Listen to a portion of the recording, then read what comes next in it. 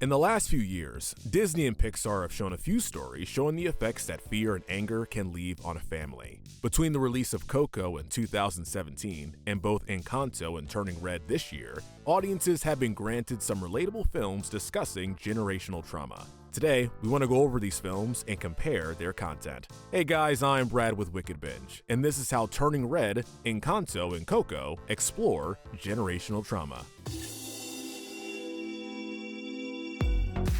First off, what is generational trauma? According to Health.com, it's exactly as it sounds.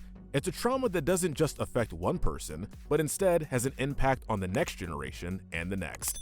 That explains the overall plot of these three films perfectly. First, all three movies have a powerful matriarch. In Coco, we have Abuelita in the land of the living and Mama Imelda in the world of the dead. Abuelita set the scene in the first few minutes, driving into the audience how important it was to live without music. Later, Mama Imelda, as the one that initially set the rule, was stern and initially unyielding. Both women pushed the life of a shoemaker onto their children and grandchildren. While it was commendable for Mama Imelda to make a living from the work and provide for her daughter on her own, Abuelita had little to no excuse for not allowing the family to seek other career paths. Even if Miguel's interest didn't lie with becoming a musician, there was a high chance that Abuelita would never have let him be anything but a shoemaker if she could help it, just for the sake of tradition. He wants no part of your music, mariachi. When it came to Encanto, the important task at hand was preserving the miracle. Abuela Alma pressured her entire family to put all their focus into helping the community.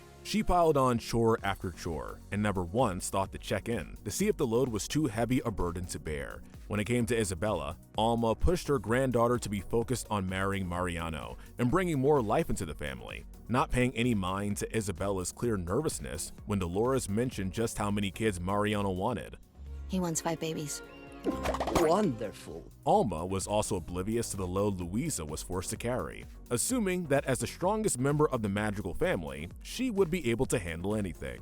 Like in Coco, we could count 2 women as matriarchs in Turning Red, Ming for her household and Wu for the whole family. While Wu wasn't given as much screen time as her daughter, we still have to acknowledge that she was the one who was calling the shots between Ming and the aunties. With Ming, Mei was facing a constant battle between what she truly wanted for herself and what she had to do to please her mother. Much like Mirabel, Mei fought to keep up appearances that she was doing her part, as the family expected. She never took much time for herself outside of any hours dedicated to studying. Instead, Mei spent her downtime cleaning and maintaining the temple in her family's care. While having pride in your culture and family is a great thing, it's not exactly normal for an 8th grade girl to gush over how much dust her new feather duster picks up.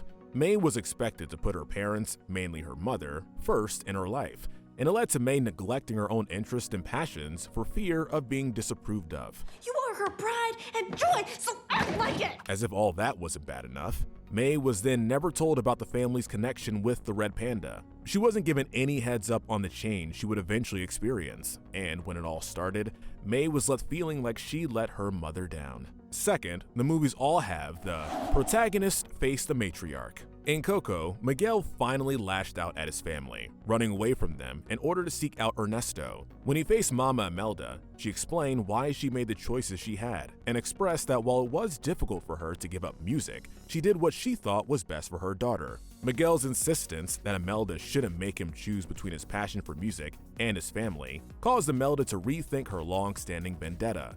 That's what family's supposed to do. Support you. Yes, she does show contempt upon seeing Hector again, but when Miguel had pleaded with Imelda to see things his way, there was a moment of clarity that was shown in Imelda's expression. Later on, after Miguel returned to the land of the living, he still had to confront Abuelita as he attempted to get Mama Coco to remember Hector. Miguel wasn't as straightforward with his Abuelita as he had been with Imelda, but the method was still effective, showing how music could help Mama Coco rather than hurting her as everyone had feared for decades was an excellent way to not only help Hector, but to show that Miguel's love of music was a good thing. When it comes to Mirabel and the scene where she's finally lashing out at Alma, fans admitted to being on the edge of their seats, with many fully expecting for Alma to strike Mirabel in a fit of anger. Unlike Miguel and Mei, who only really needed to stand their ground for their own sakes, Mirabel wound up defending her sisters and Bruno as well as herself. She could no longer handle being mistreated or thrown off to the side simply because she wasn't given a gift like the rest of the family. Certainly, it wasn't fair for Mirabel to be excluded because of something she was unable to have any control over. The confrontation between Alma and Mirabel came in two parts, with the second interaction being far calmer and more understanding than the initial argument. After nearly losing Mirabel when Casita collapsed, Alma was able to admit that she had acted poorly in her desperate attempts to protect everyone and keep the miracle alive.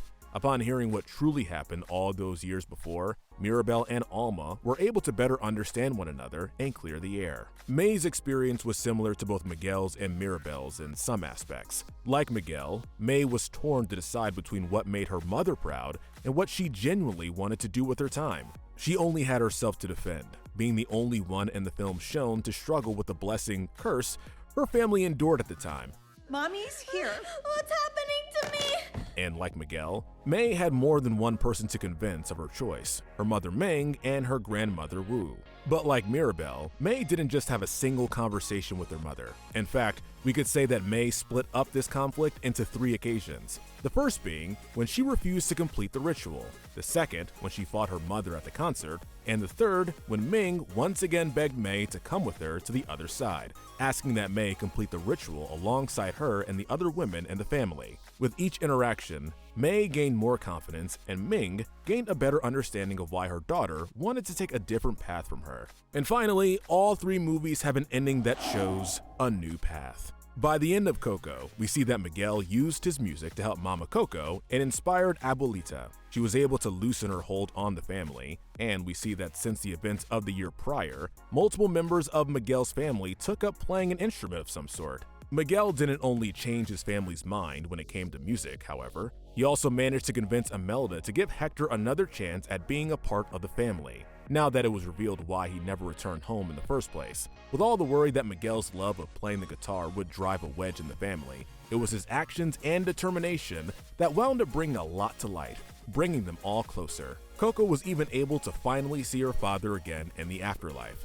The Madrigals didn't have any assurance that the miracle would return after the Casita fell. As the town came together to help them all rebuild, the family had to adjust to a lot of different things all at once. They no longer had their gifts to make their lives easier, which meant that they had to look to Mirabel for leadership on how to thrive without magic. They had to adjust to Bruno being outside of the walls, with the odd uncle helping through his odd personalities. They had to adjust to the idea of finally accepting aid from the village rather than being the ones who provided all the protection and assistance. When all was said and done and the magic returned, the family had managed to learn a lot about what it meant to help and accept help from others.